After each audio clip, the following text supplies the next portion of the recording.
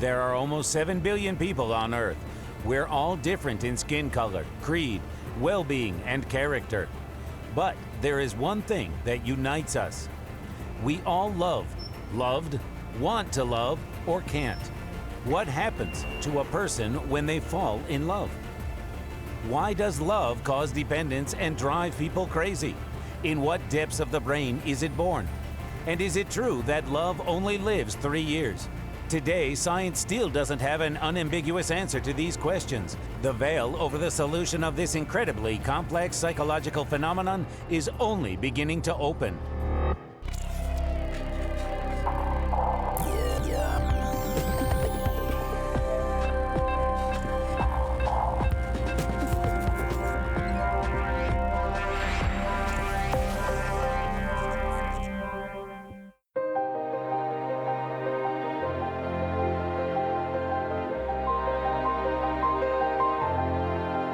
All love stories end differently, but always begin in the same way, with falling in love. According to scientists, romantic affection is born in the unconscious. This uncontrolled level of human psyche launches the chemistry of love. How do we choose each other? Why does it have to be him or her?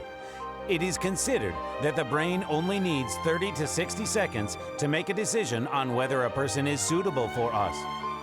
What is hidden in our unconscious? What is responsible for such a difficult choice? Our image ego, a collective image of the persons that had a strong positive influence on us during our early childhood, parents, grandparents, brothers, sisters, kindergarten teachers, and so on. Regardless of whether we want it or not, we compare every new acquaintance with our image ego. If some of the characteristics align and recognition of a certain kind occurs, the interest lights up.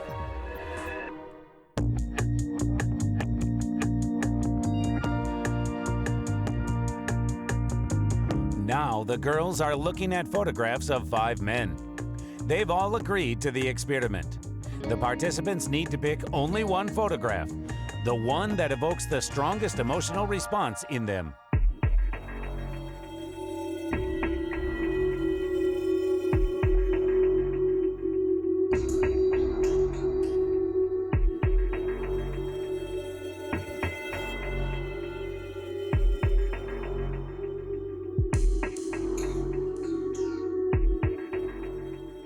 I certainly like his healthy, thick hair. Apparently, he didn't even comb it. He has a nice haircut, which means he thinks about it. Well, this is important for him. His eyebrows are trimmed, too. It means that he takes care of them, that he's not a sloppy man. He knows where to put things and what to do. I think that this man has a very firm backbone. He's determined.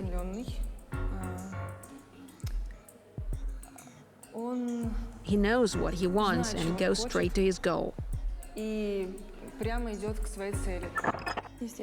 Natural facial features, great hair, but perhaps the most important thing is his energy. He's cold.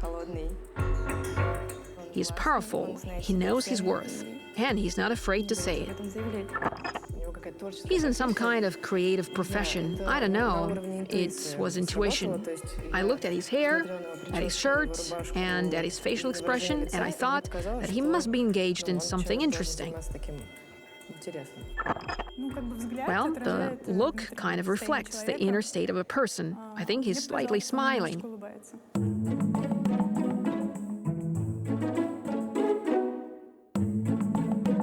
Now let's offer the same to men.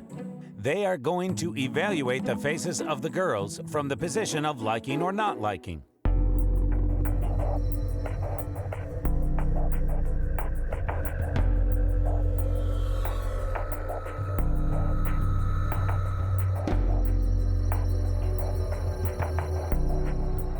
Eye color, facial shape, hair color, lip shape. They're all beautiful, but this girl has a combination of everything. I think that everything in the face of this woman is harmonious.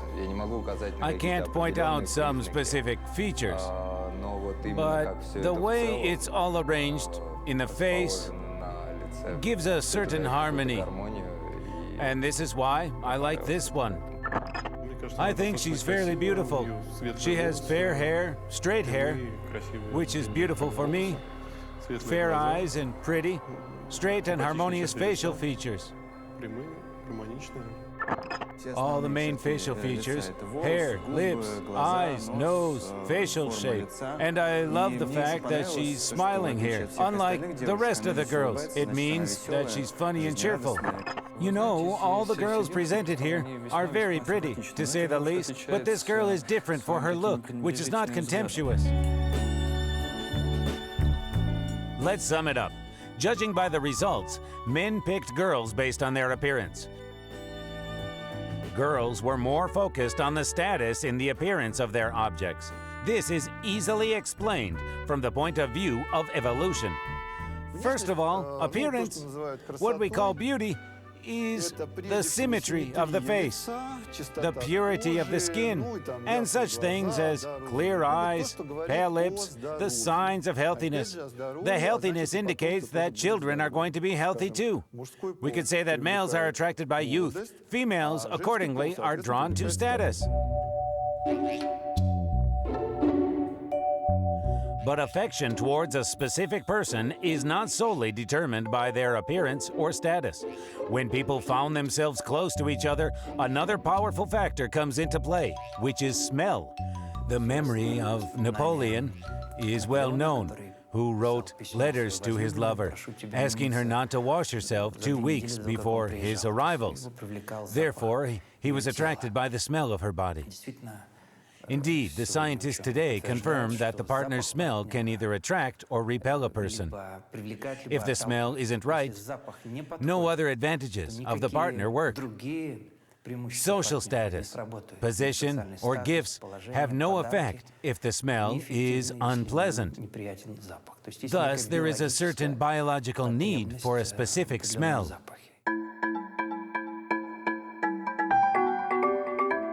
The specificity of our smell is ensured by special substances, due to which we feel excitement. Until recently, it was believed that these substances are so-called pheromones, which are responsible for our choice. However, scientists have proven that this is not the case. Humans don't have such pheromones in the express form as animals do. They can be found in pigs, for example. Humans don't have pheromones in such an obvious form.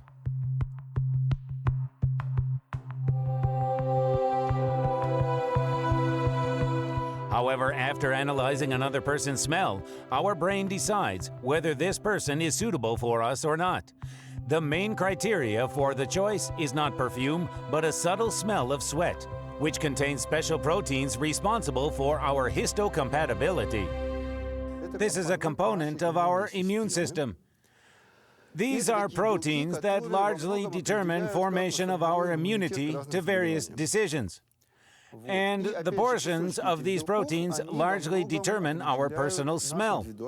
What do we have as a result? There are many diseases in the world, and we easily form immunity to some of them easily, while formation of the immunity to others is more difficult. This depends exactly on those proteins. What is important from the point of view of a future child? For example, mom and dad can easily fight 50% of the diseases, while the other 50% cannot be fought so easily. It is important that the dad is set for the first 50% and the mother for the other 50%. This is how a child can have a great immunity. The level of protein production depends on the general health of a person. The individual smell is very weak. We can't sense it on a conscious level, but it is evaluated by the subconsciousness and serves as an important selection criterion. By using it, we select the strongest and healthiest partner. Accordingly, the smell of the partner is personally perceived as more pleasant subconsciously. If there is a big difference in the proteins of the main histocompatibility complex.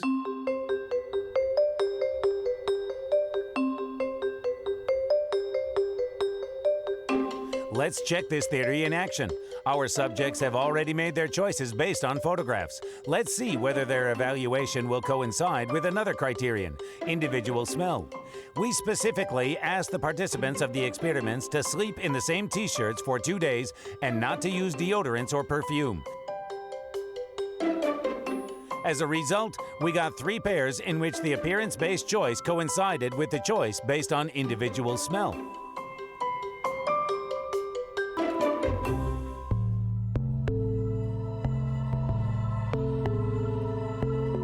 But does it mean that such mutual interest will inevitably turn into love? The systems of being in love are the same for all people. Euphoria, loss of appetite, and insomnia, which, however, doesn't affect workability. During this period, a person in love is actually ready to move mountains. A person literally experiences fullness, experiences the life very brightly. When in such a state, a person can even not notice that he is ill. And they can even miss some somatic signals because they are at a very high ebb. Well, this is a specific form of a mania and elevated state that gives strength.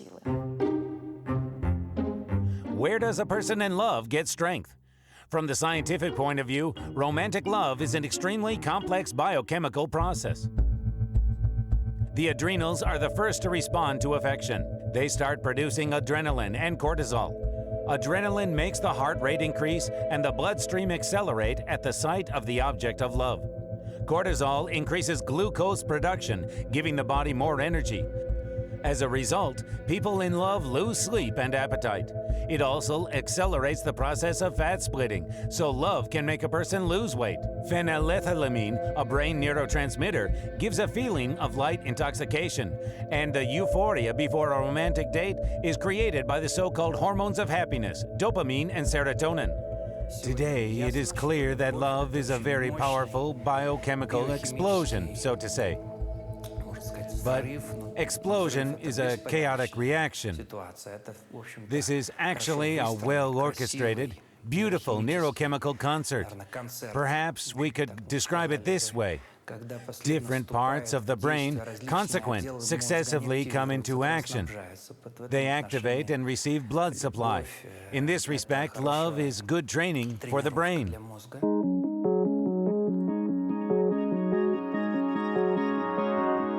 With the development of magnetic resonance imaging, scientists first managed to look into the brain of a person in love. Certain areas, namely the ventral region and the caudate nucleus, displayed increased activity. They play a crucial part in forming an addiction to alcohol or drugs.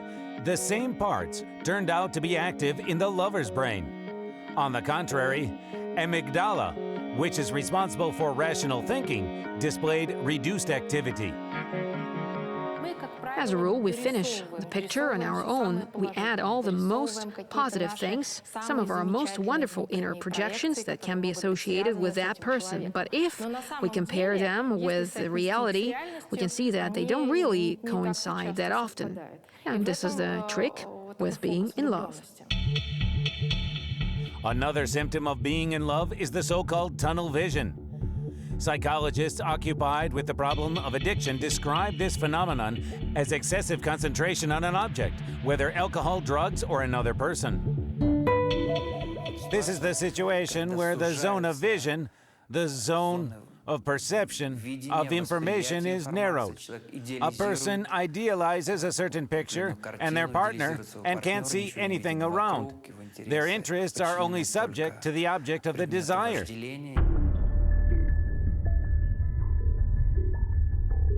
Such emotions exhaust us greatly and upset our routine.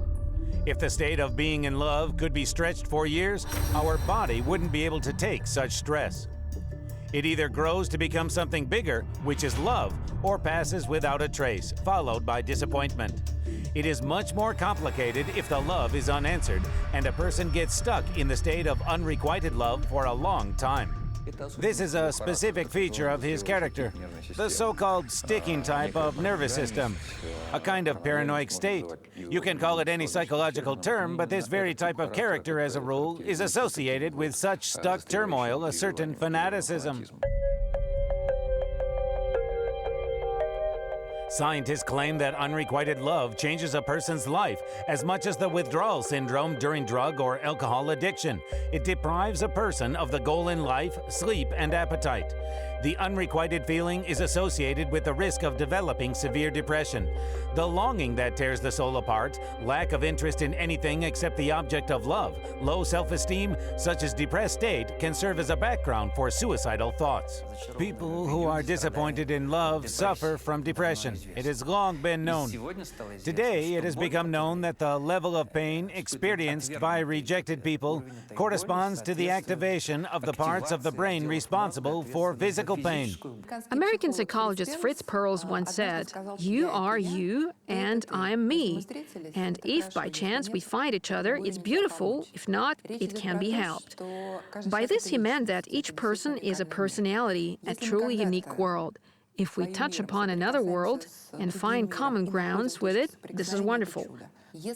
If my world fails to come into contact with another person's world, even if I wanted it very much, it is a dead end in the sense that this trouble cannot be helped.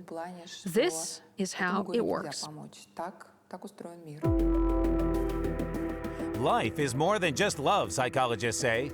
Not only bright, creative people get caught in the trap of love addiction, but also those who fail to find themselves in other aspects, profession, hobbies, or friendship. The more meanings and values a person has, the fuller the life, and vice versa. This addiction and this excessive involvement indicate that the person is not fulfilled in other spheres. It's as if they stand on one foot. Often we ask a person, "What else is important in your life?" And we get a response that the whole life is simply centered on the one point of relationship, that it becomes the only important goal, the only way to fulfill one's life, and so on. That is, the person fails to find their place anywhere.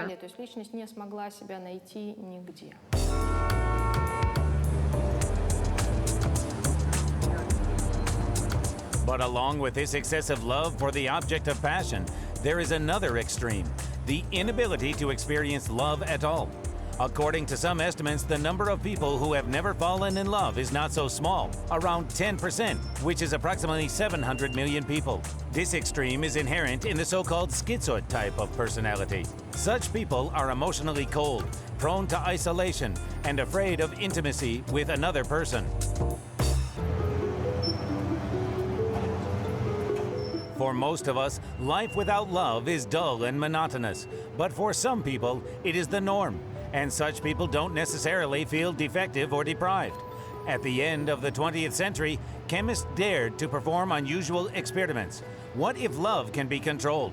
If it is launched by a chemical reaction, why not try evoking feelings in the subjects with the help of hormones? The scientists tried one combination of ingredients after another, but nothing worked. And that's not surprising. Love can cause a surge of hormones, while a surge of hormones cannot cause love. In order to fall in love, something else is needed, and this is beyond biochemistry. We have values that are not satisfied. There are criteria that serve as a measure of values, so to say, and we see a person who meets these criteria. We have a certain ideal in our head, and then we see our partner and realize that these criteria align. And then the values that were unfulfilled become realized through this person. But there may also be self-deception. When we see a person and a certain projection appears, we channel our values to this person, and the values are not satisfied in a certain form. And then we start saying that we made this person what they are. But they are still good because we're used to being right. This habit is typical of human beings.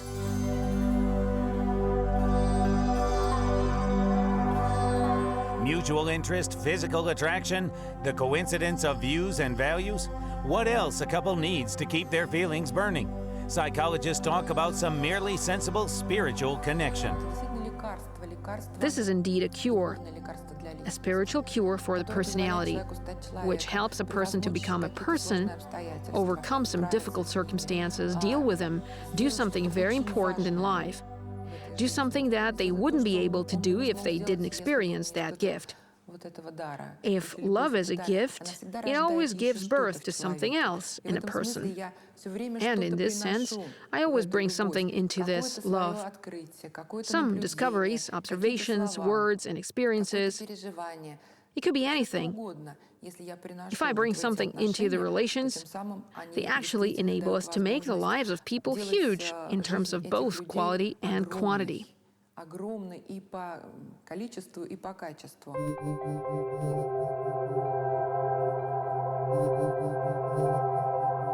The average duration of romantic love ranges from 18 months to 3 years. Biologists explain it by saying that 3 years is enough for a child to be born and improve health. If you stay with your partner more than 3 years, then you are connected by something more than just chemistry. I really like the Chinese definition of love, which says that the attraction of mind breeds respect, the attraction of soul breeds friendship, and the attraction of body breeds desire.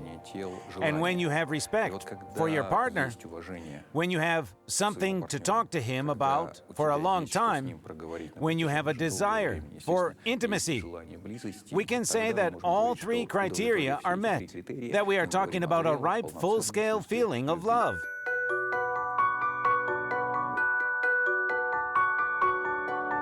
What is real love? The one for which there is no time, borders, and distances. The one in which sexual attraction, spiritual connection, and psychological compatibility. This love can be determined on several grounds. This feeling is unconditional. That is, we don't try to change our partner, but rather accept them for what they are. Touching the real feeling, in order to do this, you need to have your own great inner experience, some personal maturity. And people often remain at some superficial level. Very often, the love is substituted with the understanding of being in love. A kind of a surrogate replacement takes place. People think that this brightness is the love itself. But unfortunately, love is maturity.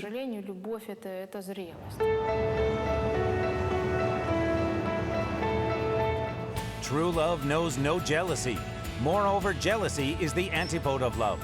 The most severe forms require immediate assistance of a psychiatrist, as the person becomes dangerous both for themselves and for the people around. Jealousy is based on egoism. It is developed to such scale that a loved person is perceived as one's own property. On the other hand, true love adds wings and gives the incentive to live and develop. In love, there's always a special responsibility. When we, in fact, assume relations and love a person, expressing some feelings towards this person, we also assume the care for them, regardless of what state they are in. It's like the famous phrase, through foul and fair, and so on. And this, in many ways, also characterizes the true mature love.